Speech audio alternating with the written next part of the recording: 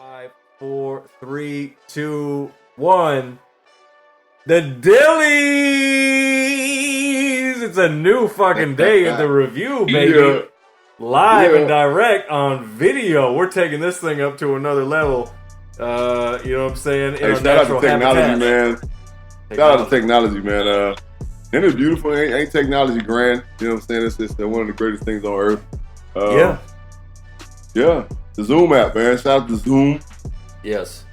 Future sponsor. You know what I'm saying? Possibly. The weather out here is frightful, but inside it's so delightful. Right? Oh. Bottom line, no place to go, motherfucking point blank. Period. Yeah, we're gonna say let it snow, but it's not the winter, and we don't do coke. So you know what that means. We are gonna give you that good dope. Pow pow pow pow pow. As JB shifts the light for all of us viewing us on YouTube, it is the JB and Benny Blue Review podcast for your savagely pleasure listening. Whether you be in the car, at the gym, trying to ignore your girlfriend, however you are getting it. Get it how you live. We appreciate it. You know what I'm saying? Maybe knows what I'm talking about. You know, trying to tune them out. You know. Yeah. Bitch, I don't want to hear what you're saying. You know what I'm saying? You know what I'm saying? Are you listening to me? No, I'm not. One of my favorite lines on The Dark Knight is when Marconi is in the club with the chick, and Batman is like busting through the motherfucking club, and the music's all loud. Yeah. And she's like, "It's so loud in here." She was like, "You can't even hear what I'm saying." He's like, "What makes you think I want to hear what you're saying?" That was the best shit. That was the best shit. A bit barbaric, but the shit was on. That shit was savage as fuck. He's like, "What makes you think I want to hear you talk?" And then like beautifully savage, right? And then 2 scenes later, he got dropped right on his fucking feet and like broke both of his ankles. Oh. That shit was kind of fucking ankles and shins and smoke shit. Yeah, man. Beautiful. Another topic for another day. But look. We appreciate you rocking with us. Follow us at JB and Benny Blue. If it's the first time seeing our faces, JB, since it's the first time we've done video, we've done shit in the past, reaction videos. Shit, by the way, that people are still. Did you know that people are still fucking commenting on our goddamn savage reactions to Boys in the Hood, trying to tell us what a double barrel shotgun is? People are still doing that to this day. I get a notification like once a week, but that means you're paying attention, bitch. So we appreciate it. Look, that was damn near 2 years ago. You know what I'm saying? So, hey, how beautiful, how sweet it is to be loved by you, reviewers out there, and we appreciate that shit, and we out there, and here's what it is. Yeah, man. So again, follow us at JB and Benny Blue. Search JB and Benny Blue Review on YouTube and subscribe. Now that you're seeing this, JBandBennyBlueReview.com and JB. I don't know if you saw it on the brand new redesigned JBandBennyBlueReview.com. You put that slash merch behind it, it's official fucking tissue. The goddamn OG review shirts are ready for you, reviewers. Powered by Trends Collab. Click on any one of the pictures, it'll take you straight to our friends at Trends Collab. Free shipping on orders over $50. Cop you a fucking shirt. It's no game. We had them out last week in the desert, and them shits fit clean, son. And the dad hats. Don't forget. They look real good. Yeah, get your merch. They look good. Get your merch. Real good, fit real good. You know what I'm saying? It's just a great representation of a great product, which is the JB and Benny Blue Review. Hey man, look. Hey, hashtag we taking over. We started that shit 3 years ago, and we ain't wavering from that shit yet. Nope. We out here. We coming for y'all motherfucking asses. Yep. You know what I'm saying? Fuck that, man. We there. Yeah. As you guys can see in the background, you know what I'm saying? Everybody's looking at our visual. El Capitan behind me. You know what I'm saying? That's all I need back there. You know what I'm saying? You know, shout out to Jalen and Jacoby, you know what I'm saying? When they do it, they have all that nice shit up back there. That shit's dope. But all I need is El Capitan. You know what I'm saying? The man. It's Derek Jeter himself. You know what I'm saying? Yeah, and they're playing pretty good ball, your pinstripes. Well, you know, best record in the league. Most prolific offense in the league. Crash course to win the World Series. That's kind of what we're on right now. And, you know, we had a couple injuries. But we got it's like 15 games left in the season. Yeah, not many. Not many. Yeah, so that's good though, because we can rest some guys up. I mean, we're up on in our division. We're up by like fucking 15 games. So yeah, I mean, it's pretty much in Yankees and Astros to beat with a couple other teams hanging around for the wild card. But yo, I'm telling you, man, Like, I know we've mentioned this on the podcast like once in a blue moon over these last couple seasons with how these two teams have been like orbiting around, especially the fucking Dodgers. I need a Dodgers-Yankees World Series. That should be dope as hell. I need it. That'd be great, wouldn't it? Bi-coastal shit. This season. This shit would be amazing. It really would be amazing. Like, you know what I'm saying? Like, it would. Like, shit. It's two of the biggest cities in the fucking United States of America. Yep. Like, why wouldn't we, bro? Like, seriously, why wouldn't we? Yep. You know what I'm saying? Like, why wouldn't we? That shit would be amazing. Like, just fucking of epic proportion, dog. Epic proportion. That's all I can call it. And if that were the case, I would not mind dropping someone getting some tickets if we could be in the building. You'd have to come in fresh with the custom made fucking J. Bridges 73 pinstripes on the back. Oh look, that's already, you know what I'm saying, like that. Look, honestly, you know what I'm saying, I'll hop on ESPN, you know what I'm saying, and get that shit made ASAP. I feel slighted as a fan. I fuck myself. I'm not as, damn it, look, I'm not holding true, because I should have been had one of them.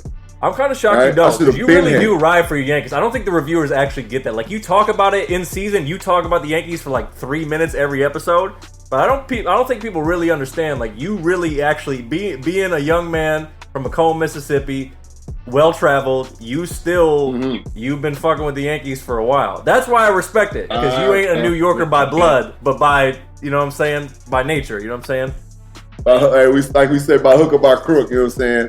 I fuck with my Yanks, bro, you know what I'm saying? And I will continue to fuck with them. I've been to 6 Yankees games, so it ain't like I'm just fucking blowing smoke. Like, I've been to 6 Yankee games, like, you know what I'm saying? I've been to 4 in New York, you know what I'm saying? So it's like, yeah, we doing it right. Don't worry about it. Shit. Yanks, we love it all day. Listen, reviewers, you can relate to this. I know JB can. I certainly can. We all got friends, family members who are randomly fans of other teams outside of where they're from, right? And then when you ask them why, their reason is kind of weird. And then when you dig a little deeper, you realize, oh, you ain't even actually seen them in the flesh. So if you haven't seen, if you were from a way different place and you fuck with the team for some random ass reason, but you've never actually went out there and went to a game, right? You're gonna get the fucking ultra side eye. You gotta go if you're gonna do that. You gotta go in. You have to. You know what I'm saying? You can't be a fair weather fan. Can't be a bandwagon fan. Hey, through the ups and downs, look, the Yankees ain't been very good. You know what I'm saying? Like starting last year, we kind of started to get some team. Yeah. But before though, like probably 4 years before that, 5 years before that, we were just kind of running the mill. Yeah, it's kind of. We're back. They weren't terrible, but they weren't like Yankee status. No, without a doubt. Yeah, we weren't where we should have been. You know what I'm saying? But we're back though. Yeah, that's all that matters. You know what I'm saying? We're back. And we're back, goddammit, fresh off our live and direct in the desert last week. Shout out to KSRN. We were in the building for the opening kickoff Tie Fest, which we're going to get into in segment 2 and week 2 Savage picks. But this is the first time we're really on video like that. So before we get into our first patented segment, JB, I got an idea. Since we always try to introduce ourselves to newer viewers who are just checking us out for the first time, let's flip this thing around. Let's introduce each other. Coin flip. What you got? Heads. It is heads. How would you describe me to the newer viewers out there joining us for the first time? Damn it. He's prolific. He's so gifted. All right. Oh, he's the one that's gonna go get it. My dog, Benefit Rhinesmith III. All right. Proud of Kalamazoo, Michigan. Listen, man. Wait. You know. Hang on a minute. Okay, my fault. He said, is it Kalamazoo? No, Kalamazoo. Listen. I'm the pride. I'm the fighting pride of Muskegon, Michigan, aka Ski Town 231. What's good, bro? My folks live in Kalamazoo. But shout out to Kalamazoo. I will be in Kalamazoo this week. Look, I knew Kalamazoo. I knew Kalamazoo was somewhere in the mix. I wasn't too far off. You know, okay. Muskegon, Michigan. Home of your Western Michigan Broncos. That's where they're from. Okay. All right. The alma mater of a one. Guess who? Your man's in them. Antonio Brown, right? Yeah, I get wrong again. That's Central Michigan. Fire up, Chips. But, listen, man. Like, all this shit that's going on in Michigan. There's just a lot going on in Michigan. Shit. Yeah, there's a lot. Anyway, you're on the right track, You're on the right track. I got Benefit Rhinesmith III. All right, he's been in this business for quite a while. You know what I'm saying? Taking care of many young athlete and entertainer. You know what I'm saying? Trying to make sure that they do things properly when dealing with the media. He has been in the entertainment industry for multiple years. I think this is your 11th year in LA. Yeah, I am on my third contract now, and now I get to haze the rookies. That's great. Oh yeah, I broke the seal. They tried to bury me under cement. They couldn't do it. It's over. It's over. Right, I broke the seal now. Right, without I'm doubt. in there. Of course, that's right. You know what I'm saying? He is a veteran in the city of La La La. You know what I'm saying? The city of Los Angeles. You know what I'm saying? One of the most dirty, fucked up, beautiful cities in this motherfucking United States of America. My guys hold it down out there. Description words for me. I was like, yeah, it's probably fair too. But yeah, there you go. Oh, my guy's been out there, man, doing his thing for a many-day entrepreneur, family guy, Midwest representative. My dog. Wow. One and only. Benefit Rhinesmith III. Well, thank you, sir. And the man who just spoke is none other as he sips the Dilly future sponsor of Bud Light, Dr. Jeremy Eugene Bridges III, Esquire, international man of leisure, and coach, father, trainer, mentor, underrated mentor for the young man out there. He is a lover of women. He's a lover of life, and he is a lover of the foosball. Do your research. You're talking about a young man. That's right. I said a young man. I don't care how close he is to knocking on 40 years old. He's a young man. Damn it. 6th-round draft pick. Should have been a first or second by your Philadelphia Eagles, followed by a stint with the Panthers, followed by a brief stint that he always kind of forgets with the Redskins. But I mean, it's the Redskins, so who wouldn't forget? They look very brief and look very forgettable. Right? Yeah, that was a cup of coffee, as they say in the business. Nah, fuck that, man. Shout out to my dog Chris Samuels, Chris Smoot. You know what I'm saying? Shout out to Joe Bugle. You know what I'm saying? The original Hall master. You know what I'm saying? If you will. You know what I'm saying? Hey, it was a good time. You know what I'm saying? Just look, Washington, you just weren't for me. Right. But that was a blessing in disguise, because you end up with the Birdgang, have some of the best years of your life. Pro Bowl alternate, motherfucking Southern Miss to the top, a graduate of Southern Miss to the top, business administration, and look at him now, man. He's a coach, will soon to be NFL coach. Place your bid. That's all I'm gonna say. And some of these teams are gonna talk about the next segment are gonna be in need of his services. Quick, fast, in a hurry. But we'll get into that. I'm looking at you, Houston. You know what I'm saying? We'll get to that, though. We'll get to all that. We will get to all that. Now. Just give me a professional offensive line, and I'll give you Pro Bowlers. Trust me. Yeah, I believe Pro Bowlers and Pro Bowlers and playoffs. Yep. 2 Ps that we need. Yep, because possible championship. As you say, you know how to do O-line play the right way, and that's what it is. Right way, baby. That's how we do it. That's how we do it. Now, reviewers, you know who we are. New reviewers, you're not familiar with who we are. We have a few patented segments on the show. We haven't done this one in a while, but I'm coming fresh off the Bay Area. Shout out to the Bay. Did a couple shows up there. Now I'm back, and a couple things have been happening in the world, not only in sports, just in the world in general. And we gotta understand where JB's at with this. In a patented segment that he came up with that is a fan favorite, none other than JB's patented "You With It or Not" segment. Cue that music right now. That's right. All right, now starting with the No Fun League, Not For Long League, the NFL Monday Night Football. This one, JB, as you know, we talked about the offseason and amongst each other and our friends. This one on the books this Monday was supposed to be the big showdown. You got the Browns. You got the Browns at the Jets. Now, here's a problem. Sam Darnold is out with mono, which it's a strange thing to hear about someone getting mono as an adult, even though he's a young man. He's out with mono. Before reviews, before Benny even goes any further, there's only a couple ways you can get mono. Mononucleosis is what they call it. I know what they call it. Mm-hmm. Right? There's only a couple ways you can get mono. Was he hanging out at the high school? That fucking eyes say the most common way to get mono is by kissing, right? Or sharing water or any kind of saliva exchange, right? So Darnold, please check stop kissing them little nasty ass hoes out there in New York. Like, just, yeah, probably bro, back, like, he probably flew back to USC. You know how young players I can see that too. Yeah, I can see him. I can see him double arming. You know what I'm saying? 2 chicks like. Right. Just, and don't be that buddy. guy. So who knows how long he's out? I know Mono's usually like a week or two, however the fuck long it is. Either way it goes, he's not playing. Fucking Trevor Siemian. It's honestly been based on treatment. It probably lasts about 3 to 4 weeks. All right. Well, and it can look. I know for a fact because I had my backup center. All right, was out. He had mono and didn't know he had mono, and what it did was it enlarged. I want to say his damn it, the hell, what was it? They thought he had a hernia, right? They thought he had a hernia because something was down there was enlarged, and it felt like he had a hernia. But what happened was he had mono at one point and never got it treated, and it caused swelling. I was trying to think of this part that was, it was swollen, and I was like, how the fuck is your? But there it is. Your spleen his fucking spleen was swollen. Oh, how the fuck your spleen gets swollen? So he was like, oh, doc said I had mono at one point. So mono has to be taken care of and has to be treated very sensitive. It's like a check engine light, if you will. So right. So anyway, however he got it, fucking necking down fucking co-eds at SC parties or some shit.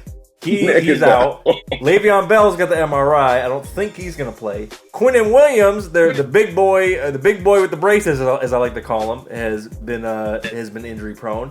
So you got him fucking up. On the flip side, the Browns, they come out probably the most undisciplined team last week. They got 18 penalties. That was basically what fucked them over. Is that they came out way too much. I want to say it was damn near 20. It was 18, 19, something like that. A lot of penalties fucked them over. So what I'm getting at is this, JB, is this now officially this season's overhyped bowl? The Browns versus the Jets. You would or not? The overhyped bowl. A lot of hype. You can't even like get excited about it now because Darnold's not playing. I think it's a very unfair advantage now that Darnold's not playing. As far as who is the backup over there? Who's this kid? Trevor Siemian is going to play. Trevor Siemian. Hey, God bless your heart, sir. But it is extremely. It ain't even like no hype no more. There's not even no more hype. All right, it's just a fucking game at this point. You know what I'm saying? If Le'Veon Bell don't play, for sure, it's just a game. Right? Darnold, he's their guy. He's their fucking field general, and the kid's did a great job. You know what I'm saying? Since he's been in the league, hats off to him. But look, at this point, it's just a game. I'm not with it at all. I agree. Monday night game. I mean, I probably won't even be watching the motherfucker. Right? The only time I watch it, the only reason why I probably watch it is to see how the Browns progressed from the fucking debacle that they had. I do want to still watch the Browns. That would be the reason why I watch it. And the fact that there ain't shit else on Monday night. Bingo. There you go. All right, keep it in the foosball. Gronk was a hell of a player, and Lord knows he may find a way back sneakily back in, week 13, week 14, something like that. But Gronk is kind of Gronk is kind of a classic caveman meathead type of dude. Not the smartest dude, not the sharpest tool in the shed, as they say. Speaking of which, he was doing an interview. That's an understatement. Speaking of which, he was doing an interview regarding, letting his children play football, his experience play football. He said he's had, give or take, and Lord knows if you get blackout concussions, you don't maybe not even know the 20 plus, right? He said he's had 20 plus, whatever it is, 9 surgeries. And get this, he claims that he has fixed his CTE. Oh, Bizzleman, Gronk has found the magic remedy to fix the brain. Are you with it or not? I don't know. He might have some of that Magic Johnson. You know what I'm saying? All right. Listen, man. Some of that patented. Listen. I love Gronk, right? I love Gronk. Gronk is a great guy. You know what I'm saying? He's an amazing dude, man. I fuck with Gronk heavy. You know what I'm saying? He's a good kid. But for him to say he has a cure for CTE, I mean, who was that we were listening to? Was that Terry Bradshaw? That was talking about the cryo was Joe good Namath. for CTE. Broadway. Joe Namath, right? Yeah. Oh, Broadway Joe, right? You know what I'm saying? A little bit older, right? So Broadway was speaking about how cryo was helping his, CTE symptoms and so on and so forth. How his brain cells were regenerating based on the cryo that he was doing. What the fuck could Gronk possibly have found out that's gonna help CTE? Like honestly, what can you possibly think you have found out? Gronk might be smoking, drinking, sipping, spreading, whatever on his body, the fucking CBD shit, because you know he's an ambassador for a CBD company now, right? Yep. So that might have a little bit to do with what he's saying. Gronk, marketing, I like that. Gronk, get the fuck out of here. I am not with it, Gronk. I love you, buddy, but you're full of shit. I would still get drunk with Gronk because that's never not going to be a bad time. Easy way. Now when he starts all that dancing, shit, I probably have to probably step away. But yeah, easy. Yeah, no, that's a given. That's right. Exactly. All right. Now speaking of being going back to Cali. I'm sure you heard about this. Through the California State Senate, it is now a bill on the desk of Governor Gavin Newsom. The state of California has approved legislation for college athletes in the state of California to actually start making money off of their image and likeness. Now, you had people coming out the woodwork. Of course, the NCAA is bitching about it, threatening to ban California colleges from NCAA play. You got Tim Tebow talking about the sanctity of the game, knowing damn well he grew up in a life of privilege. So, JB, the state of California, college players being able to finally make money off of their image and likeness, you with it or not? I mean, here's the thing. Ooh. If you was out there. Ooh. I would love for these college guys. I had a long conversation with a friend of mine, you know what I'm saying, from out in LA. He moved out here, man. Shout out to my boy Corey. We were watching his son play football on Wednesday night, and we sat and talked about this for quite a while, literally about 30 minutes. Probably like the whole third quarter, right? So, I would love for kids to be able to get paid. I would, to get some kind of compensation for what they do and all the money they bring into these huge universities.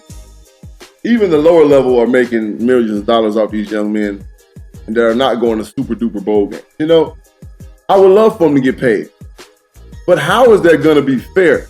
See, that's the word that keeps coming into play with the NCAA. You cannot give these kids money that for their likeness because it's not fair. So somebody's going to complain. Like little Johnny Football, who has barely got a scholarship, who ain't played in 3 fucking seasons, maybe plays special teams. And then you got Big Johnny Football, who's the starting quarterback of the team, whose jersey's being sold in the fucking store and on the website. So he's gonna be getting banked. And little Johnny Football, who plays special teams, is not gonna be getting banked. But they both on scholarship for the same university? How does that work? Right?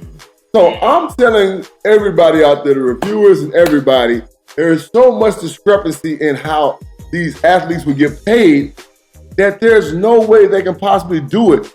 My solution would be to say that every athlete that's scholarship, and this is my solution, but I'm going to go back and I'm going to tell you why it's tainted. Every scholarship athlete should get paid a certain amount of money, no matter who you are. If you're on scholarship, you get paid a certain amount of money every semester, period. All right, that's little Johnny Football to big, huge Johnny Football, right? It don't matter. You should get a certain amount of money every semester. Here's the problem with that. Volleyball has scholarship athletes. I mean, some on full rides too. Right? Soccer has scholarship athletes. Some on full ride.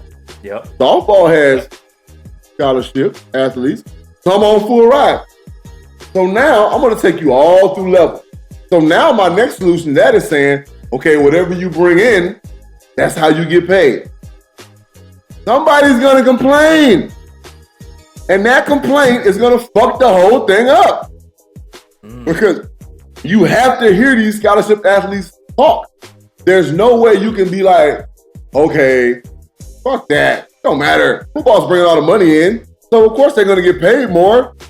I'm a scholarship athlete too at the university or whatever the fuck.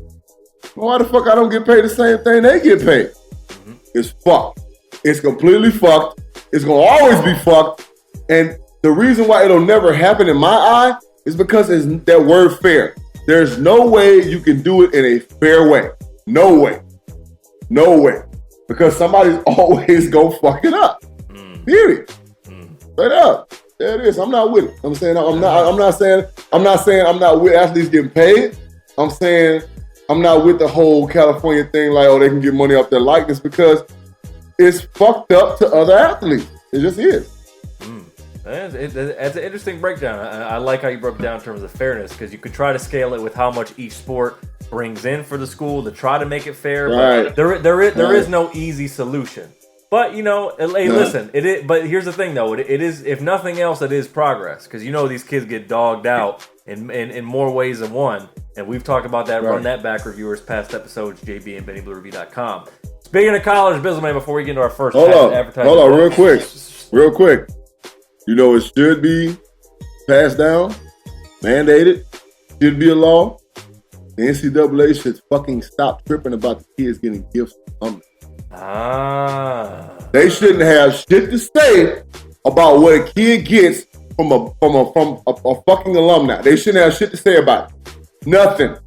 Nothing. Because these people have their own money. They have their own money. They can do what they want to do with their money. If they want to give a kid some money, fuck it. Give the kid some money. Right? That is one individual doing what he wants to do with his money. They shouldn't have shit to say about it. Hey, what else? Bam, there it is. And finally, speaking of college and speaking about risky business and things that may be considered cheating, somebody's girl, because she ain't ours, old girl Felicity Huffman, actress. She was on Desperate Housewives. She's been on a bunch of shit. She got jammed up for getting an SAT tutor to basically forge her daughter's test and get her into, I believe it was USC, got caught, and for all the hoopla, she got 14 days in jail. Now, there are women of color who've done things like change the address for their sons and daughters to go to a different district. They got locked up for a year plus. So, the Felicity Huffman going to jail for fucking cheating for the daughter to get in school for 14 days. 14 days. 14 days. Yeah. Hell no, I ain't with it. Hell no, I ain't with it. Fuck that. Put that bitch in jail the same amount of time you put the mother in jail for changing her address so that her kid can go to a better school. Fuck it. I mean, I understand. And if you don't understand America, that white privilege is a fucking thing. It just is, man. I mean, that's the world we live in. We're not saying that, fuck all that. It just is. It is. That's the world we live in. The black woman doesn't have the resources, doesn't have the money to fight and continue to fucking send documents and papers and all this shit to fucking lawyer. And continue to draw shit out. She don't have the money to do that. So she had to go to court right then and there, and it had to happen. And the judge was like, fuck that, put her in jail. What? But mama, the white woman, done found somebody and said, you know what? Go handle that for my kid, so my kid can get into this school, because she's a fucking dumbass, and she can't do it herself. Right. I ain't with it. Fuck that. I'm not with it, man. That's weak as fuck. Right. Our world needs to change, and that's the problem. That's what's wrong. That word fair comes up again. The word just comes up. Is it fair? Is it just? No, it's not. It ain't none of that. It ain't none of that. It ain't none of that. It's fucked up. That's what it is. I agree 110%. Call a spade, bro. Call a spade. Yep. Well, listen, Bizzle, man, I'll tell you what is fair and just in our world. Oh, it's these savage picks. No one can run. No one can hide. It's week 2. We're going to recap week 1 and what happened. We're going to ride in some moves to week 2 when we come back after the special advertisement announcement. In case you forgot, you're listening to the JB and Benny Blue Review podcast. We'll be right back, bitches. Shout out. Review. We are back, baby. Yeah. We are back, huh? Baby. Had of us down on AP. Hey. Wow. That's a pop right there now. Shout out to Dreamville, man. Shout out to J. Cole and all the homies on Dreamville, man. Hey, that album. Good music. Good shit. Good shit. Music coming out of there, Fayetteville, you know what I'm saying? Some good music. Hey, speaking of albums, speaking of artists and albums, we still like you guys out there to send us your music. I know we haven't done, you know what I'm saying? We haven't done a review. Yeah, we haven't done a review, you know what I'm saying, of music or a song in a while. But it's something that we're definitely gonna start doing, and we really want you artists out there to send us your music. Hey, any genre of music, we want to send it right here. JB and Benny Review at gmail.com. Shoot it to us so we can get that. We can go over it, and we do it live. You know what I'm saying? So you get an organic response. If shit suck, shit suck. And we say it with love, and we always give you constructive criticism on how we think we can make the shit better, right? Based on your skill set and all that shit, and how we think that we can make what you're doing better. That's your love. We get it, your passion, we understand. But we just want you to be the best version of you. So, shoot us your music, man. At, again, JB and Benny Brew Review at gmail.com. I had to get that in there. There you go. Yep, and make sure to follow us at JB and Benny Blue. Again, we are available on all streaming platforms, in case you can catch that. iTunes, Stitcher, Google Play, TuneIn, CastBox, iHeartRadio, full episodes in the flesh, live and direct now with our shining faces on YouTube. And, of course, casualsports.com for the folks in the desert who want to live stream and get all their desert fix out there going down that way. Yeah, man. Baby. Yep. Now, look, we are rolling now into the motherfucking season. And we are officially into week 2. I can't believe this shit when this shit starts, it goes, goes, it's bro. On fire. It's on fire, baby. But first and foremost, we got to see how we did in motherfucking week 1. And with a drum roll, please.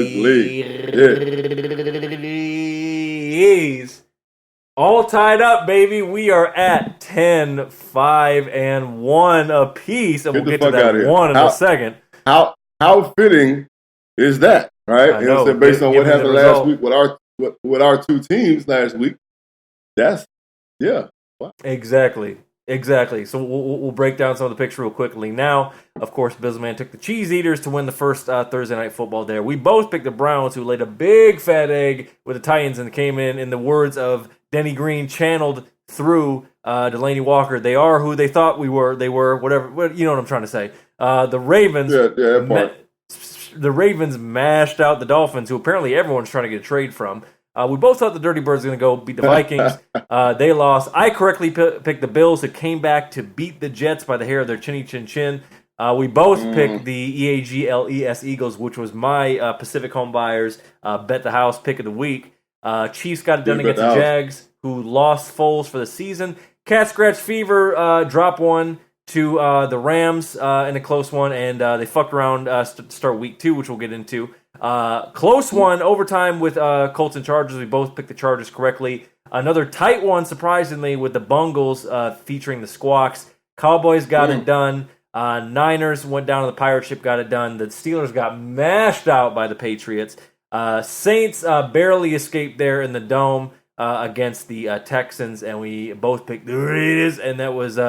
we both didn't pick the Raiders. We both picked the Broncos. That was JB's Pacific Home Buyers bet the house pick of the week, and the Raiders got it done with some motivation. But the one we got to go into for a quick second here, we were in the building, of course, reviewers, as you know, by following our IG story, again, at JB and Benny Blue.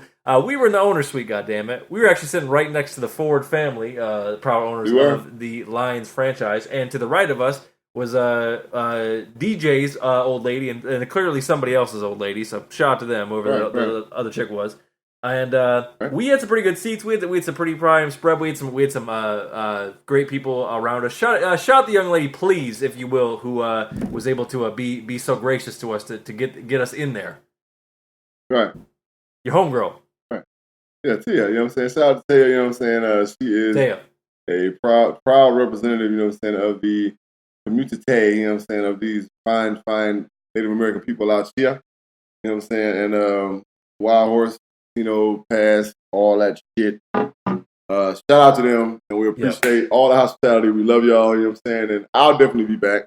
Benzino can't really, fall in like he wants to because he's out, in La La Land. But, this weekend, I won't be in the owner's suite. I'll be working, all right, for the Cardinals. I'll be an ambassador. Not this weekend, but next weekend, the next home game, I'll be an ambassador. While we play Cat Scratch Fever. So yeah, man, you know what I'm saying? Just doing great things in the big toaster. It was a good time, man. It was a good time. What was awkward? Yeah. What was awkward is that the Detroit Lions and Arizona Cardinals tied. Yeah. Right. Went to overtime. We had 2 opportunities to score. You guys had 1 opportunity to score. Yeah. And couldn't get it done. Now, my Cardinals, I take away as a positive because we kind of found who we were in the second half. And for you guys, it's kind of like, oh shit, because it's like, why in the fuck would we even, what the fuck are we, when the fuck, and how the fuck are we, what the fuck? Right. It was a big WTF with you guys. I thought the game was over. It was a crucial timeout call. Darryl Bevell calls a timeout. I'm like, no. Darryl Bevell, the offense coordinator. Now, I can't fault him for that, Benny. You can't fault him for that because when you see things that are wrong that might fuck up your whole shit, you got to call that timeout. Because what if he didn't call that timeout and whatever the fuck he saw got an interception to the crib, the game would have been over for real. You know what I'm saying? But they had converted though. That was the problem. So that was the issue. Right. Why White called the timeout. But if was a fifth, we'd be all fucked. You know what I'm saying? We saw the end result. Mm-hmm. We had no idea why he called that timeout. As a coach, I know. I see things all the time right before plays happen. I'm like, oh shit! And like, oh God, okay. All right. They almost got us, dog. You know what I'm saying? They almost got us, dog. So Bevel being the offense coordinator, a perfectionist, I'm sure, because he's an offense coordinator, he called that time. Which in turn took us, into the overtime shit. Long story short, guys, again, we tied. Who gives a fuck? You know what I'm saying? We got a tie on our record. All right. Now it's up to us, our respective squads, continue to push through so that, like you said, Benny, we were leaving. You were like, oh, it might fuck us, you know what I'm saying, the whole playoff race. If we, come down to a squeeze, we might fuck around and get boned out, you know what I'm saying, because of the whole fucking and one thing. You know what I'm saying? I ain't talking about Right, exactly. That's when you get the crazy scenarios. If this team beats this team, and then this team's bus catches a flat tire. They got a tie. They got a title. Oh, fuck. Right. So yeah, I mean, the Kitties, played a pretty good first half. The Birdgang came on late. Yeah. That's kind of when they, you kind of could tell with Arizona that they were kind of getting out of their own way offensively. Once the second half started, and they came back, calling a timeout or not, Detroit shouldn't have let them back in the game. It's just kind of one of those things where, that's true. Yeah, I mean, that really shouldn't have happened, but it ended up being exciting to be in the building to see it. Really exciting. At the end of the day, everybody was walking out. It was hilarious because obviously we're amongst the people who were walking out, and it was funny because there was kind of a thing in the air. It wasn't really like a bad feeling; it was just kind of a weird feeling. Like nobody could really say anything to each other. Nobody was like upset, right? And nobody was happy. It was just really one of those. What? Yeah, like really. What did the guy? What did the guy in the elevator say? He was like. He was like, God. They say, and I don't know what the fuck you talking about when you say this shit. He was like, they say a tie is it's like kissing your sister. Yeah, and you're like, what? You're like, hey yo, what? What do you mean by that? Right. So you still got to kiss, but you're kissing your sister. Why would you kiss your sister in the first place? And that's a whole other incest conversation. Right. What do you mean by that? I don't get it. Look, I ain't with all that. Look, right. Oh yeah, you know what I'm saying? Fuck all that. That's just weird. Yeah, that was that just became a whole kind of a parallel dimension at the end of the game. But nonetheless, you know, hey man, week 1, shit happens. People are trying to figure out identities, fucking shore up schemes. You know who your personnel is for the most part, but I think it's safe to say we both saw some good things. I think Cardinals fans could take away that you saw some good confidence building in Kyler. It was getting kind of rough. He's getting a lot of balls batted down in the first half, because people try, he's too short, blah blah blah. But here's the thing, he started lacing it though in the second half, finding Kirk and finding Fitz. You could see when Cliff Kingsbury said to himself, like, you know what? Let me start calling some real NFL type shit. And then he's like, maybe this kid can do this shit. And then you also saw when Kyler Murray was like, number 11 is a pretty good football player. But so when he's got single man, he got single coverage. Maybe I should throw him the ball and see if we catch it. He's going to catch it 9 times out of 10, that goddamn 11. So it was a good game. Fun to be there, you know what I'm saying? Fun to watch. Fun to be around the people always. And, man, we look forward to many more. You know what I'm saying? I'm going to get out to L.A.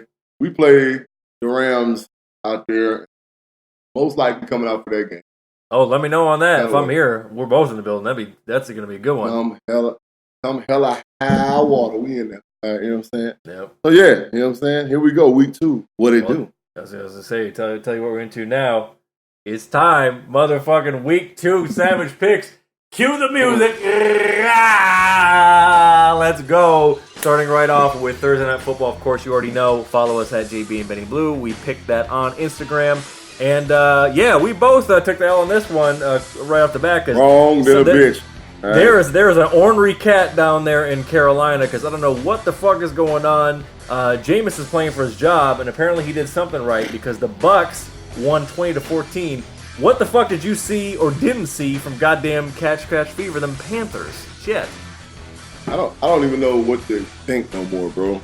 Like, I know Cam Newton is hurt for sure. I know he's hurt. Something's wrong with Cam Newton. Something's off. And I'm not talking about his style of clothing at this point. Yeah. Something's wrong with Cam Newton, man. Something's wrong with him. I don't know whether it be his ankle, high ankle sprain. I don't know what it is. He's not favoring anything. That's the thing. He and it's hard to say, oh, he's been doing because he's never been the most accurate quarterback, right? So it's kind of hard to say it's his accuracy. Oh, his shoulder's fucked up, so he ain't get the ball to where he needs to get the ball to. No, that's not it. So, first of all, I want to come back and I want to say, North Turner, you old fuck, start calling better plays, all right? Start calling better plays, like, honestly. Just quick example, end of the game, 4th and inches, right? You got one of the biggest quarterbacks in the fucking league, right? He's big, he's strong, he's powerful, he's aggressive. Just run a fucking sneak and keep this shit rolling. Yeah. Now, part 2 of that, Christian McCaffrey. Put your foot in the ground to get that goddamn first down, bro. Like, seriously. Leverage would have got you that first down. I don't know how long. I mean, he's been playing football for a long time. He's a hell of a running back. Leverage would have gotten you that first down. You put your foot in the dirt. You put your body on his body. He's going this way. You're going this way. You would have got that first down. Instead of fucking trying to get to the sideline and do the whole pretty shit. Fuck that. It's gritty time. Their defense. Yep. You got Dontari Poe. You got McCoy in the middle. And you getting just ran on like a freak at a cup party. You know what I'm saying? You just getting ran through. Like crap through a goose. Like, you can't do it. Alright? I don't understand what the fuck is going on. But they gotta get it together. Because that's not a good product. Shit don't look good. It looks weak. It's a weak product. And that's one thing about football I hate. You're gonna lose football games. As sure as the fucking sun sets and rises and sets. You're gonna lose football games. I don't give a fuck how powerful and good of a team you are. You're gonna lose them. But don't put a weak product out there. Right? And that product looks really fucking weak in Carolina. Yeah, especially when you got playmakers, because McCaffrey can ball. They still got Kuechly. Greg Olsen is about as sure thing as a fucking a dead clock right twice a day. He's gonna catch a ball. Ooh. DJ Moore's coming on, and other than Cam dressing like fucking Gone with the Wind, or as the Ultimate Savage Kevin Robinson said, he's out here looking like Medea.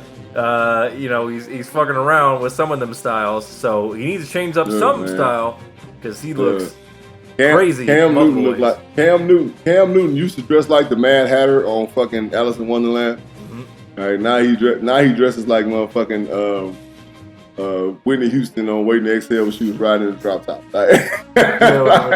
That's how he looked with the fucking scarf tied up. Get the fuck, bro. Oh my god. All right, let's get these goddamn picks. First and foremost, it's the Niners at the Bungles, and the line is a point for the Bungles at home. Well, you know what? Well, Niners all day. You know what I'm saying? I know the Bengals did some decent things with Ross III, showing some speed and showing some whoopie-woo and yada-yada. 49ers got a good defense again, all right? And they're showing it. And they got a young man behind center who's decent, you know what I'm saying? And fucking Garoppolo, you know what I'm saying? Pop out. They just got good guys on their team, you know what I'm saying? The fucking tight end, what's his name, Kittles? You know what I'm saying? Yep. George Kittle. Yep. You know, he's a ball player. They just got a solid group of guys I don't think the Bengals can fuck with it. I'm going to roll the Niners. You know, I'm going the other way. I'm going to pick the Bengals winning their home opener. You know, they took it to Seattle. For some reason, Seattle has a weird, I don't know what it is about them the last couple seasons. They've been kind of weird at home. That 12th man allure isn't always there. But, I mean, shit, as hot and cold as Andy Dalton can be, I think when he finds weapons, he can be effective. And this just may be a situation where there's just too much offense for the defense. Now, if it were the Rams or a couple other teams, I don't think they would fare so well. I don't necessarily trust the Niners yet. They kind of struggled with the Buccaneers, who are janky themselves. So I do think it's going to be kind of a strange game. I certainly wouldn't bet on this game. But I am going to pick on the Bengals to win at home. If they're later in the season, I would probably take the Niners. So I'm taking the Bengals. Who the fuck knows, though? All right. Here we go. It's the Bolts. It's the L.A. Carson, Torrance, Bakersfield. Probably Vegas, probably San Antonio, who the fuck knows, but they're in LA. Superchargers at your Honolulu Blue Cardiac Kitties, Detroit Lions. And the line is 2 for the Chargers, who stole one from them gritty Colts. And the Lions, of course, off the tie with the Boy Gang. We got Bizzle Man. I gotta go with the Chargers, bro. And that's the only reason why I'm going with them. Wow. The only reason why I'm going with them is because of the defense. Right, their motherfuckers' defense is really good. Talk about they stole one from the Colts. Well, Colts, even though Andrew Luck is gone, Colts has a really good football. Okay? Yep.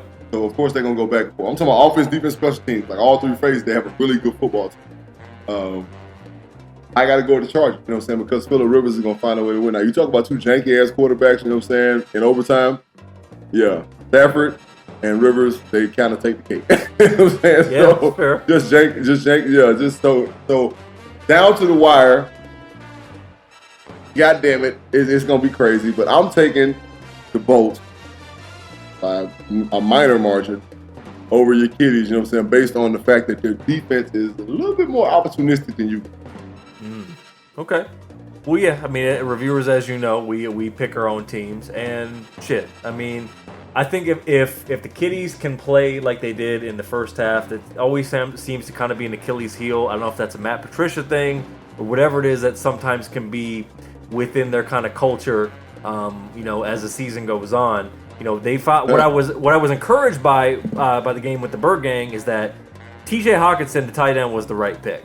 That was a great pick. Right. That kid's gonna get open very well. Yeah. So He's gonna be money hella in the yards, bank. yo. Yep. He's gonna be money in the bank. Yep. I want to say 9 catches, about 115, maybe. Yeah, I mean, something like that. Yeah. So from last week, he had 6 receptions, 131 yards, and a touchdown.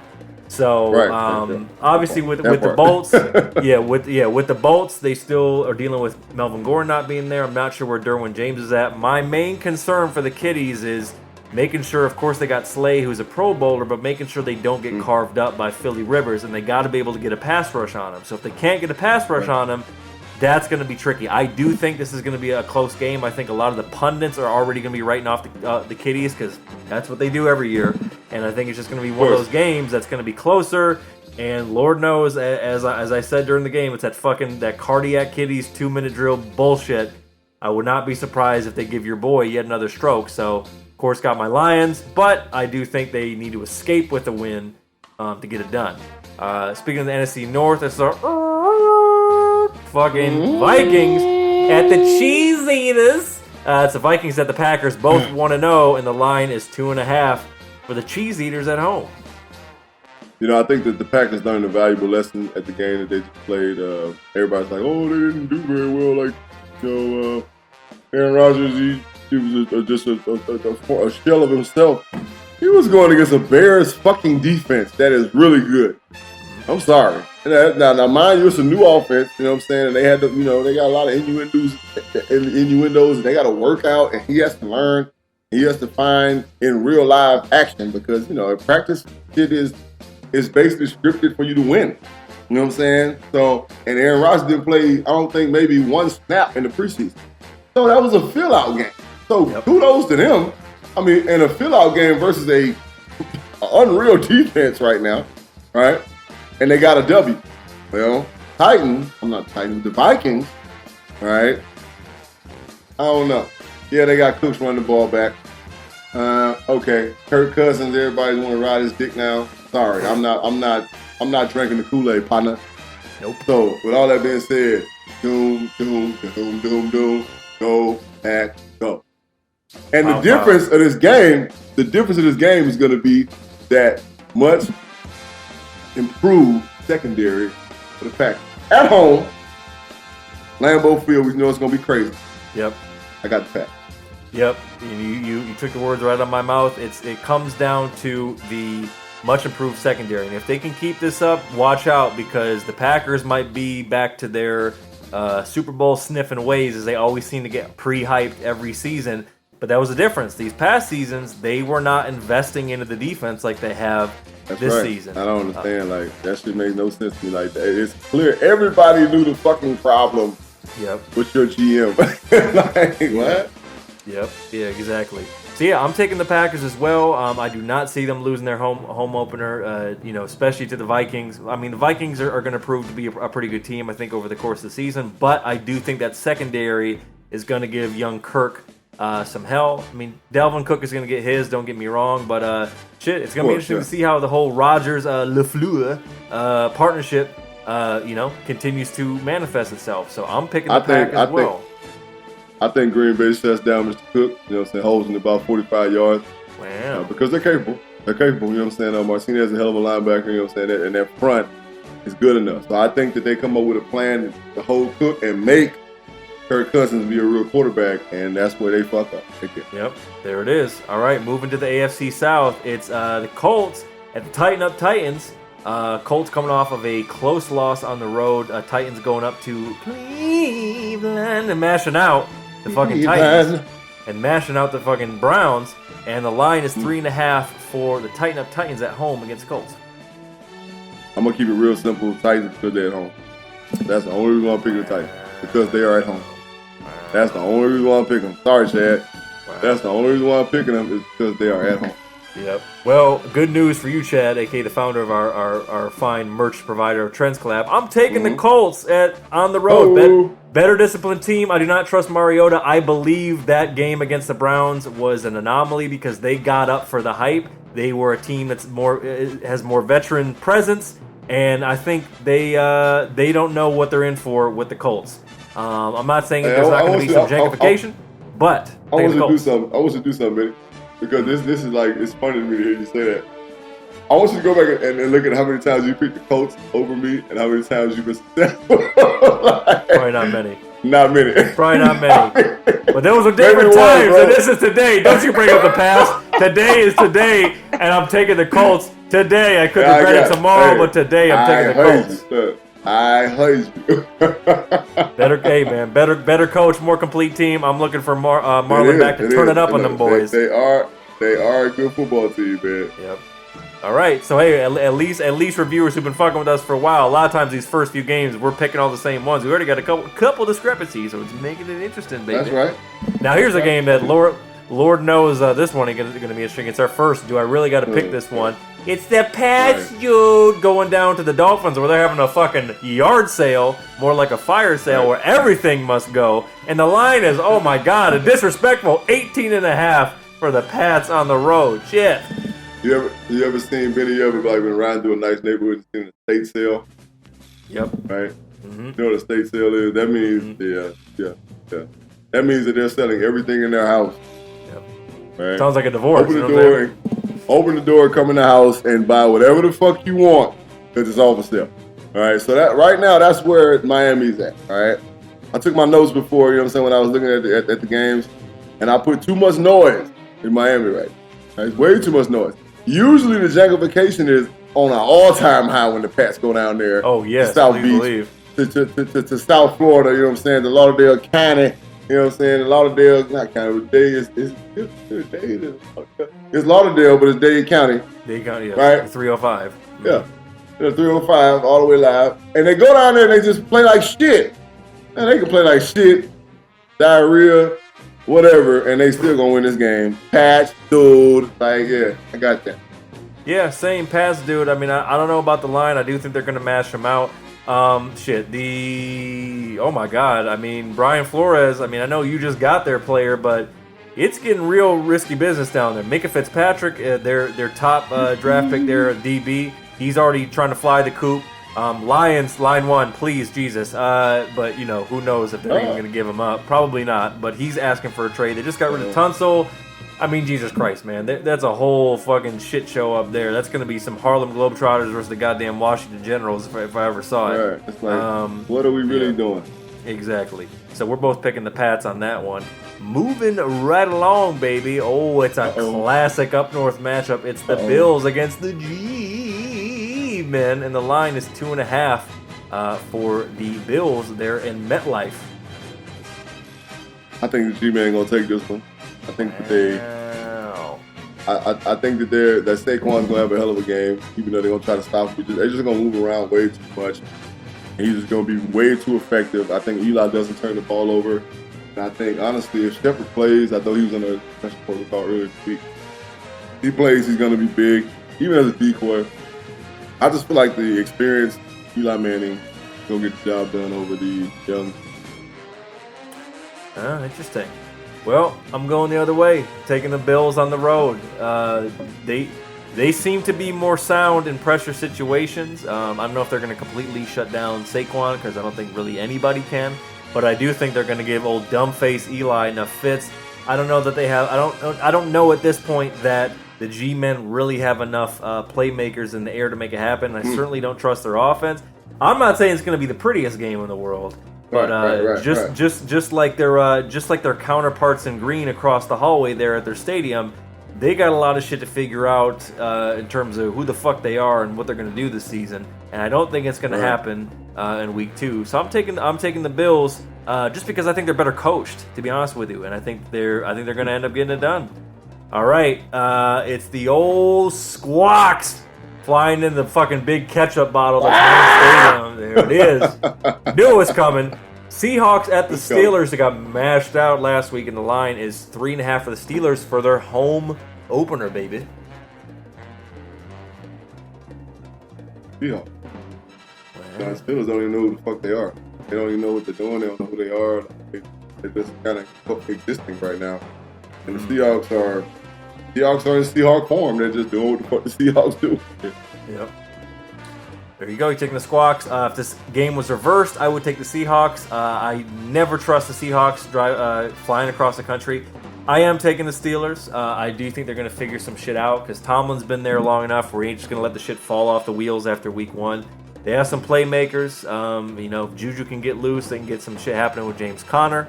I think it's going to be a good one. I'm surprised it's a 10 a.m. game. I'm surprised it's not a fucking Sunday night game or later. But I am going to pick the Steelers in the home opener. All right, it's a fucking NFC East classic matchup. It's a the game. How about the Cowgirls? I mean, them Cowboys. It's the ooh-wee Dallas Cowboys at the Hail to the Deadskins. Cowboys at Redskins, and the line is 6. Hail to the Deadskins. 6 for the Cowboys on the road. Hold up, they them boys. All right, Cowboys. Man, just, why would you think? Defense is too aggressive. Offensively, weapon-wise, Dak's playing.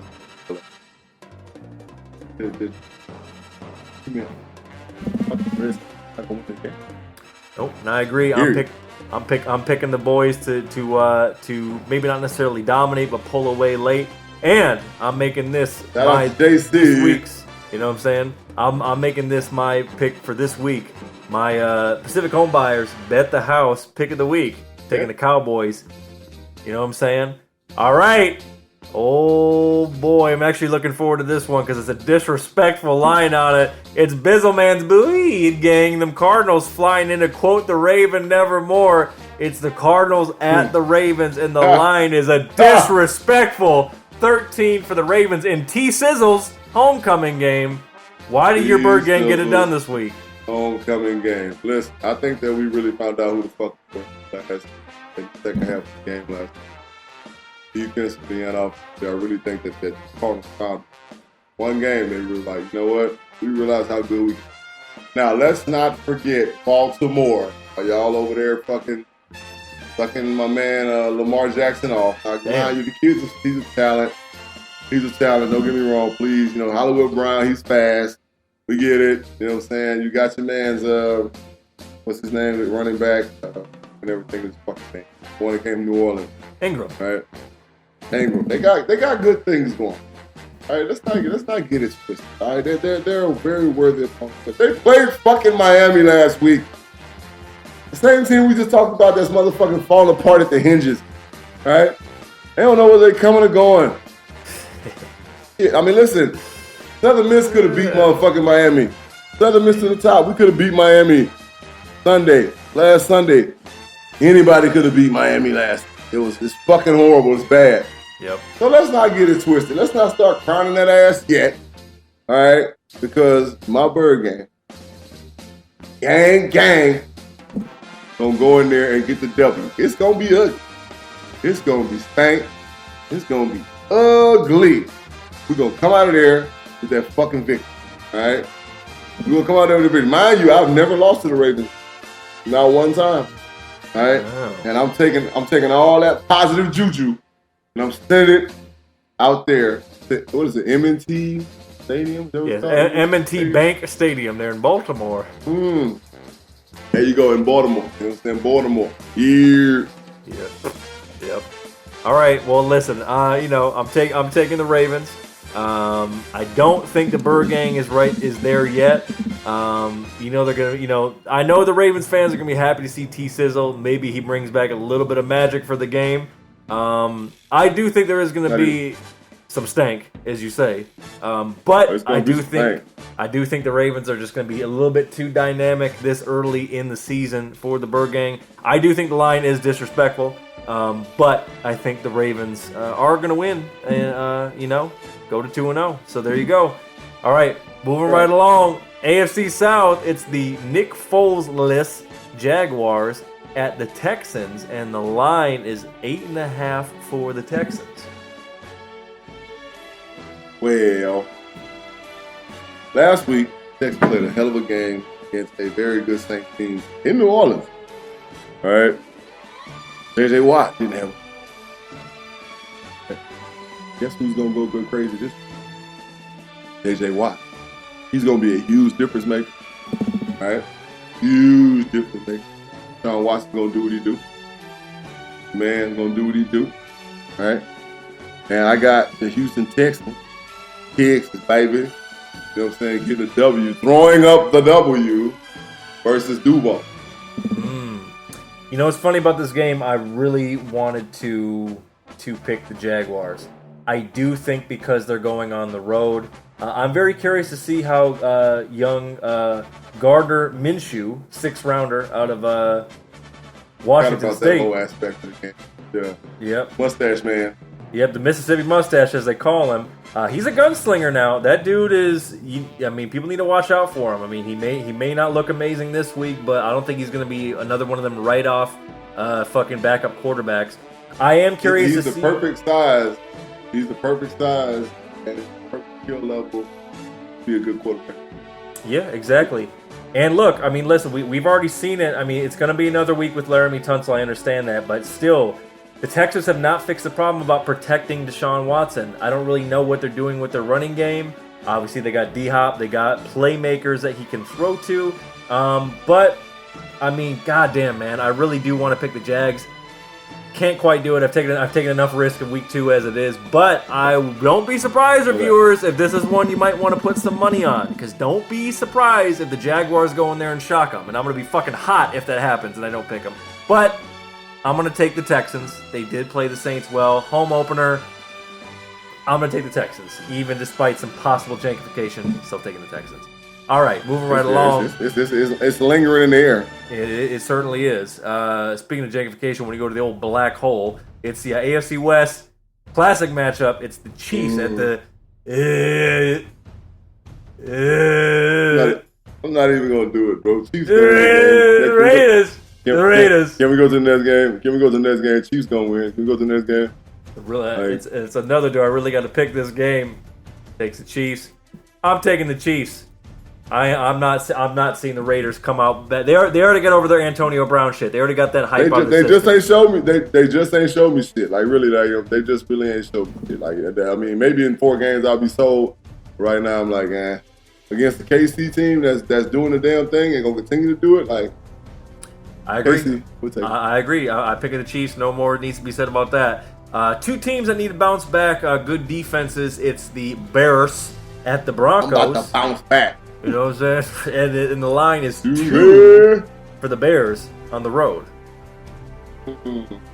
Well, I am going to roll with Denver. Now, here's why, right? They're at Denver. Yep. Denver's defense ain't no slouch. Right? They got Chubb, you know what I'm saying?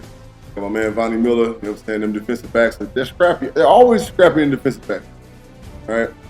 And Trubisky is, as you say, super risky. Right? Now, then let's add the entity of Flacco versus Trubisky. I'm gonna take Flacco. You know what I'm saying? He's a veteran quarterback. He's not gonna make the dumb mistakes, you know what I'm saying, because he's rejuvenated. He's the ability. You know what I'm saying? He's got a whole new team. So it's hard to play in Denver. Sorry. And that's not a game that the Bears are really accustomed to playing. It's hard to play in Denver. I'm gonna take Denver. I agree. I'm taking Denver as well. I do think there is going to be some stank on this one as well with some of the offense. However, I think people are writing off Flacco already, and I don't know. That guy's got some weapons. Royce Freeman ain't a slouch, and I like what they got with Cortland Sutton thus far. You may see some breakout shit with him. They're going to be getting after his ass, because of the pass rush, no doubt. But I am not trusting old Risky up there in the old Mile High. So I do think the Broncos win their home opener and get it done against the Bears. All right, man, the big afternoon game. See, every week, reviewers, you're gonna find out. JB and I see games on the schedule like, how is this not the Sunday night game or Monday night game or whatever? Yeah, it's a fucking who dat Saints at the LA Rams. Some people are calling it the revenge game. I don't know about all that. It's the Saints at the Rams at what is sure to be a hot as fuck LA Coliseum, and the line is 1.5 for the Rams at home. Don't take that bet. Right. Listen. Saints are motivated. Right. And they're off blood. I mean, they are out fucking blood. Back and forth that they just went through with Houston, I don't think that the Rams could have won that game. I really don't. No matter how good Gurley would have played, I don't think the Rams could have won that game. So, and this game, it's going to be pure emotion, right? They want to win this game more than you can fucking imagine. The Saints are blood. They're going to get it. Come on. All right, I'm rolling with the Saints. It might be a 3-point victory, but it's going to be some hard hitting. It's going to be some pushing and shoving. It's going to be some fucking personal foul flags thrown.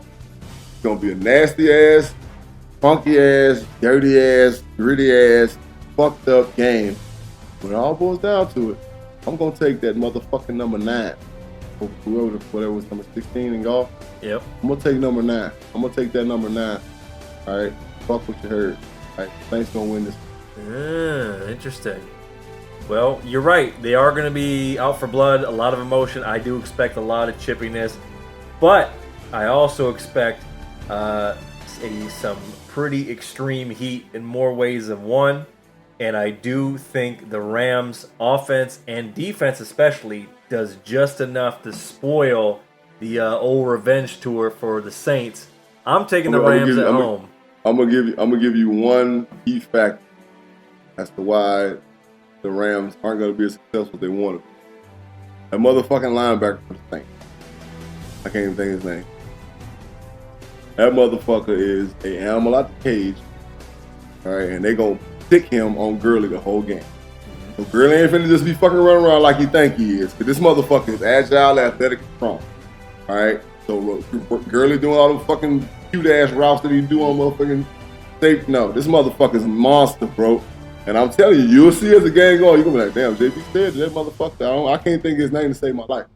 But he gonna be like, goddamn, JB said this motherfucker's gonna be on his ass like motherfucking like blue lines on white paper. Like, telling you, well, he's gonna be the X factor. Yeah, you may be right, but I ain't worried about him. I'm thinking, I'm expecting some shit out of Cooper Kupp and Robert Woods, and I don't know, man. They do their thing. Yeah, Eli Apple's definitely a liability. You know what I'm saying? Sean McVay is a hell of a mind. You know what I'm saying? But yeah, we'll see. It's gonna be one to sit down and watch. Exactly, 100%. Definitely be watching that. All right, a couple more games left. Right. I'm taking the Rams in that one. It's JB's drafted team, the EAGLES Eagles, flying down to the old dirty boy Mercedes-Benz Stadium at the old jank-ass Falcons. It's the Eagles at the Falcons, and the line is 2 for Philly on the road. Yeah, that sounds EAGLES Eagles. That's it. Bam. I'm taking the Eagles as well. More complete. Matty Ice may look good when the game's already over, but when the game is still in up for debate, definitely taking the Eagles as well. All right, reviewers, we've reached the end. It's they should literally change the times of these games so the Browns, you know what I'm saying, can play on Sunday, and then the fucking Saints and the Rams can play on Monday night. Like, they should do that. They really should. Right. Come on, NFL, get your shit together. Don't nobody want to see this shit. Right. But it's Monday Night Football. It's the Dog Pound, the Brownies, going to the JETS Jets, or as I call them, the BUMS Bums. And due to some of these injuries and changes, the line is now 6.5 for the Browns on the road. I think the Browns gonna make a statement. I'm putting a house on this one. Ooh, right. PHB. Yeah, this the one. Why not? Because they've been disrespected. You know what I'm saying, all week. Baker Mayfield's got something to prove, and when that kid's got something to prove, he's a dangerous football. You know what I'm saying, and that's all he needed was that fucking chip on his shoulder. It's there now. Yeah, I agree. They've been fucking with OBJ about the watch. Like, yep. These guys get motivated by bullshit. You know what I'm saying? So when people are on them, they get motivated. Okay, great. Right. So it's gonna make for a big offensive explosion. Fucking Jets don't have shit right now. So I mean, it just is what it is. You know, any given Sunday, anything can happen, but this is pretty much a given right here. Yep. All right, so you're picking the Browns as your Pacific Home Buyers Bet the House pick of the week. I'm also taking the Browns. I'm taking the Browns as well. I'm expecting some dynamic offense, them getting the run game going with Nick Chubb. And remember, this is the first game back that Odell, ODB, the net fighter, watch wearer, you know what I'm saying? That's his first game back in MetLife. So I'm expecting him to come out with a vengeance and make some plays, baby. So I'm picking the Browns as well. All right. Fucking motherfucking Savage Picks Week 2. We'll see who is right, who is wrong, who is both right, who is both wrong. Bizzleman, any final thoughts to the reviewers before we get on up out of here and let our folks enjoy the rest of the weekend of the foosball? Enjoy the weekend. Be safe. You know we fuck with y'all. You know what I'm saying? Check us out on social media. They been Benny Blue, Twitter, Instagram, Facebook. You know what I'm saying? You got something to say to us, you know what I'm saying? Call us on the number that is 818-850-2804. Who? Mike Jones. Oh, that's 818-850-2804. Give it a shot. We will play it on the show. Get at us, artists, JB and Benny Blue Review at gmail.com. JB and Benny Blue JB and Benny Blue Review.com for all past episodes / merch. Get your motherfucking OG review shirts and hats right now. And we're on all streaming platforms. And that's it. Reviewers, we love you. And we'll see you in the video in the flesh next week. For week motherfucking 3. Until then, peace out. Holla.